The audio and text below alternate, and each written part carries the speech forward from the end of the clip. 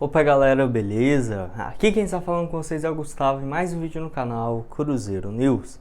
Bom, no vídeo de hoje vamos falar a respeito do caso envolvendo o Ricardo Goulart, que já está quase livre lá no futebol chinês. Vamos falar um pouco a respeito do caso envolvendo o atacante.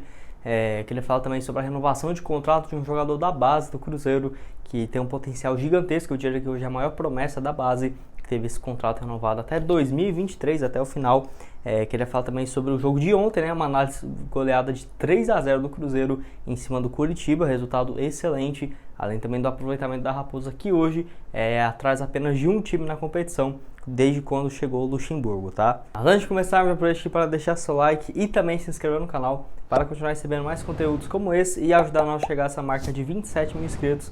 Falta menos do que 140, então aí, caso você ainda não seja inscrito, aproveite aqui para se inscrever no canal, tá? Enfim, o salve de hoje é para duas pessoas. O primeiro é para o Hudson, comentando o vídeo de ontem, de noite. Muito obrigado, Hudson, salve para você. E outro para o Ronaldo Batista de Souza.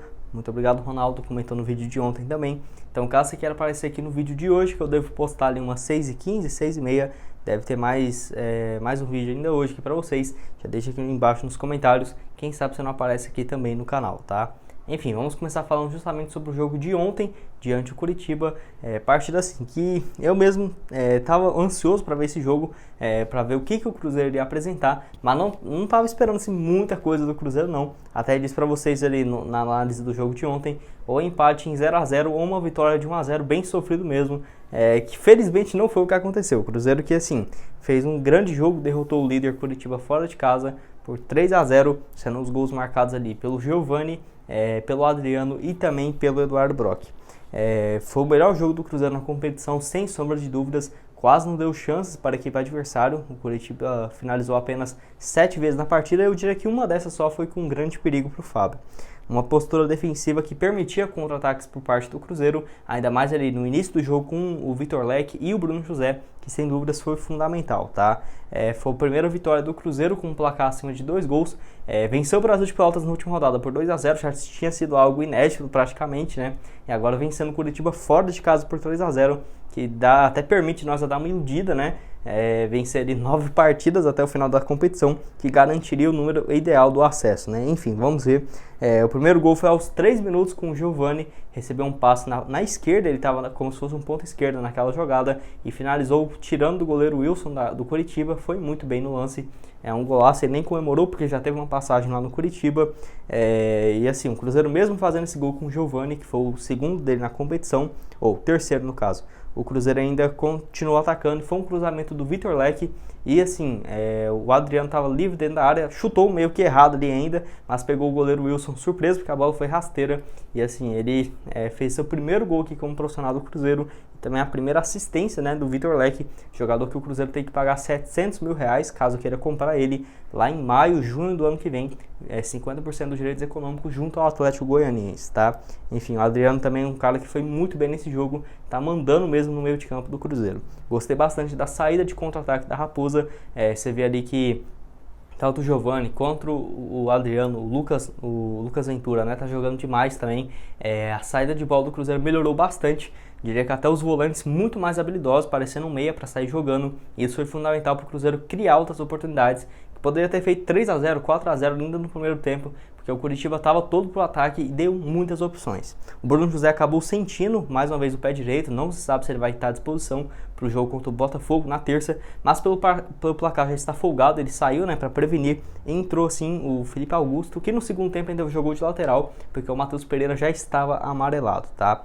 É um jogo defensivo do Cruzeiro muito bem, e mesmo no segundo tempo que teve algumas mudanças, o Cruzeiro não parou de atacar, e aos 16 minutos, com o cruzamento do Giovani, escanteio, que ele estava cobrando muito bem, falta, escanteio ontem, o Eduardo Brock finalmente cabeceou muito bem, e fez assim seu primeiro gol pelo Cruzeiro, que já estava merecendo.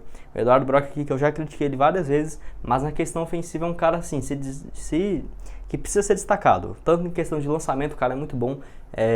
Em relação a cabeceios, assim, ele já teve várias oportunidades de marcar. Cobrança de falta, como por exemplo naquele jogo contra o Guarani. Enfim, é um cara realmente ofensivamente muito bem. Ainda teve aquele pênalti que o Ramon abriu demais a mão, né? Nem entendi aquele lance. Tava com a mão extremamente aberta, o Léo Gamalho cabeceou, pegou na mão dele. Ainda olhou no VAR, demorou até demais, eu diria. Marcou o pênalti e assim, o Fábio, pela primeira vez, pegou um pênalti nessa competição e foi muito bem, né? Uma cobrança ali que o Léo Gamalho chutou no meio, o Fábio já tinha ido pro lado direito, e mesmo assim com o pé defendeu o pé esquerdo, uma defesa gigante do Fábio, que ainda fez outras defesas no jogo. Realmente o goleiro vive uma excelente fase, justamente na semana, né, que ele completou seus 41 anos de idade. O Cruzeiro agora com essa vitória está em 11º lugar, com 38 pontos. Próximo jogo vai ser terça-feira contra o Botafogo. Em relação ao G4, estamos 10 pontos de distância, o CRB e o Goiás tem 48 pontos, o Goiás está dentro do G4 por conta de mais vitórias, e do Z4 estamos a 8 pontos, que é o primeiro time, o Londrina, se não me engano, que tem 30, e o Cruzeiro agora com 38, em 11º lugar. Se vencer o Botafogo na próxima rodada, pode terminar até em 9º lugar na competição, e para ter chance matemática de subir, teria que vencer todos esses jogos aí que ainda resta.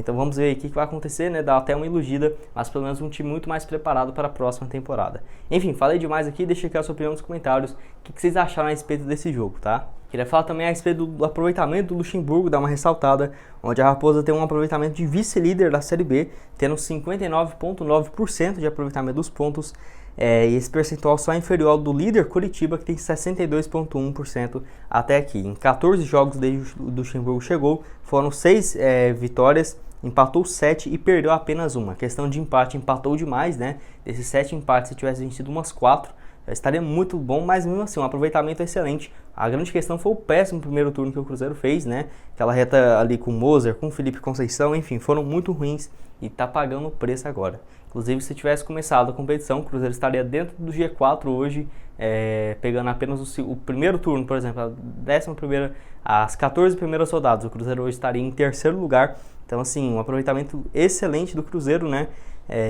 Que tem uma grande chance de continuar desse mesmo jeito para a próxima temporada, e espero eu subir tranquilamente. Vamos ver o que resta no final desse ano, né? Depois dessa vitória dá uma iludida, mas, por exemplo, o Cruzeiro continua para a Série B para o próximo ano, preparando uma equipe muito mais compacta, né? Jogando bem, sem dúvidas pode dar um resultado muito melhor, e o Cruzeiro subir sem esse susto, como tem feito nesses últimos 2 anos. E no último assunto desse vídeo é a respeito da renovação de contrato de um jogador da base do Cruzeiro, que é no caso do Eduardo Ageu, jogador de 19 anos de idade, que eu já venho trazendo algumas notícias aqui para vocês praticamente toda semana a respeito da renovação de contrato com o jogador, tá?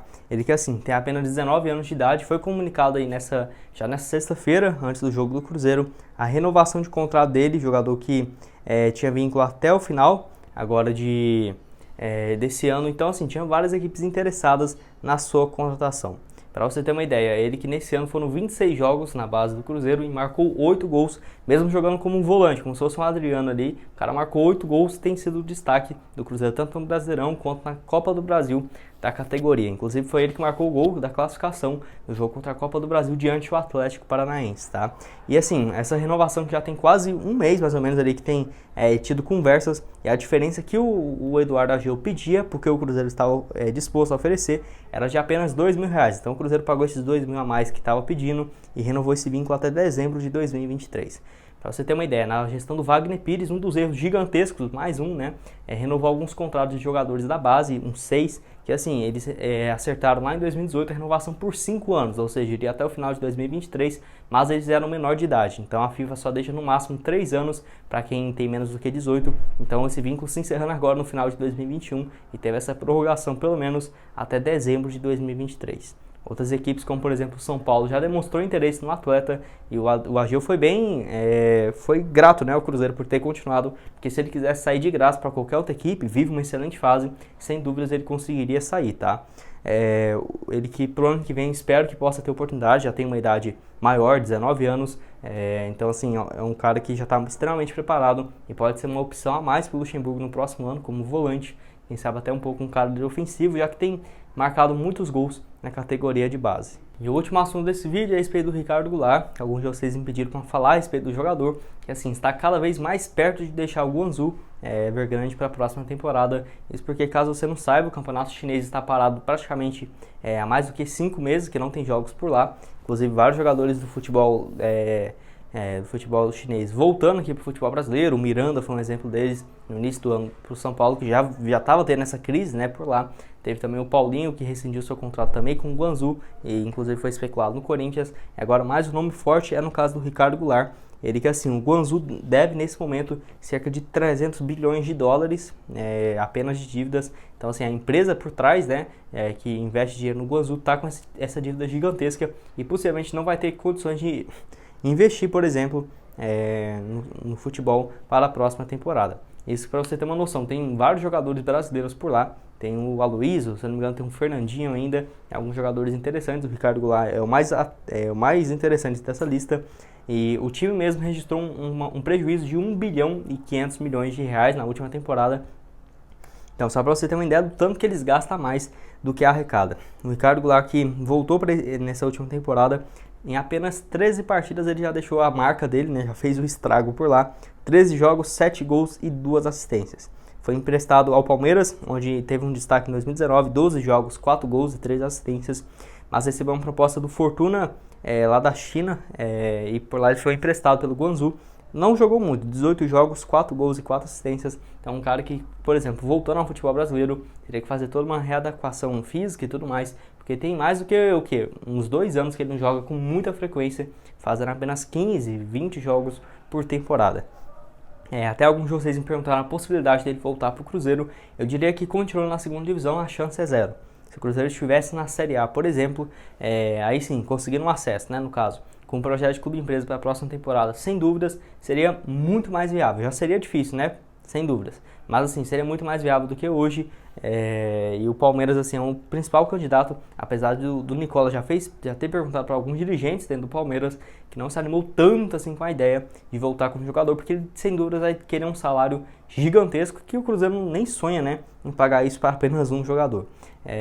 Para você ter uma noção, ele se naturalizou chinês. O campeonato chinês, em forma geral, está numa crise gigantesca. Não acho que ele deve continuar por lá.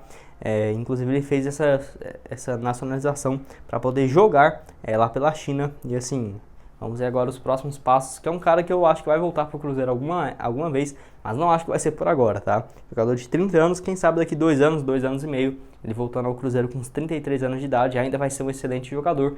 E se conseguir repetir os feitos lá de 2013, 2014, melhor ainda, tá? Enfim, vocês acham viável essa sua volta pensando a longo prazo? Deixa aqui a sua opinião nos comentários. Bom, esse foi o vídeo, espero que tenham gostado. Não esqueça de deixar seu like e também se inscrever aqui no canal. E aqui na tela final agora eu vou deixar 2 sugestões de vídeo para vocês. Mano, um vídeo de ontem, onde eu falo a respeito de um novo patrocinador no Cruzeiro, já apareceu em 2021, recomendo vocês darem uma olhada. Além também do vídeo de ontem mais cedo, falo de alguns assuntos importantes também, deixar aqui aparecendo, tá? Vai lá e dá uma olhada nesses vídeos. Muito obrigado a todos por terem assistido até aqui e até mais, valeu!